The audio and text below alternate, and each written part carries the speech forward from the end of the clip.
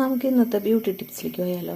നമുക്ക് നഖമൊക്കെ പൊട്ടിപ്പൊളിയില്ലേ, നഖത്തിൻ്റെ ആരോഗ്യത്തിന് നമുക്ക് ഒലിവ് ഓയിൽ ഉണ്ടല്ലോ, അത് ചൂടാക്കിയിട്ട് നഖത്തിൽ നന്നായിട്ട് തേച്ച് മസാജ് ചെയ്യാം. ആഴ്ചയിൽ 2-3 പ്രാവശ്യം അടുപ്പിച്ച് ചെയ്തോളൂ. അപ്പം നഖം നമ്മൾ വളരുമ്പോഴേ പൊട്ടിപ്പൊളിഞ്ഞ് പോവില്ല. നഖം വെറുതെ ഇരിക്കുമ്പോഴൊക്കെ ചെയ്താൽ മതി. എല്ലാ നഖത്തിലും ആക്കിയിട്ട് നമുക്കിതേപോലെ മസാജ് ചെയ്യാം നന്നായിട്ട്. വെറുതെ ഇരിക്കുമ്പോൾ TV കാണുമ്പോൾ ഒക്കെ ഇതുപോലെ ഒലിവ് ഓയിൽ ചെറുതായിട്ട് ചൂടാക്കാം. എന്നിട്ട് ഇങ്ങനെ തേച്ച് പിടിപ്പിച്ച് 5 മിനിറ്റ് മസാജ് ചെയ്യാം കേട്ടോ.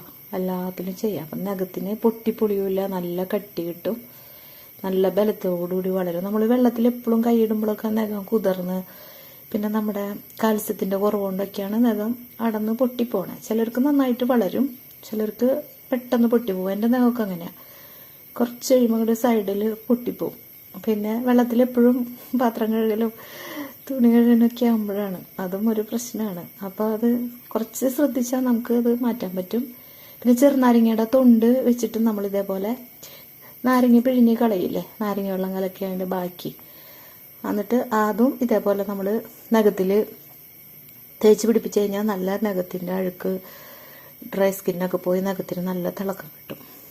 അതും ചെയ്യാൻ പറ്റുന്ന സമയത്തൊക്കെ ചെയ്യാം. ഓക്കെ, അപ്പോൾ നാളെ കാണാം. ഇതൊന്ന് നിങ്ങൾ ട്രൈ ചെയ്ത് നോക്കൂ. Okay, by.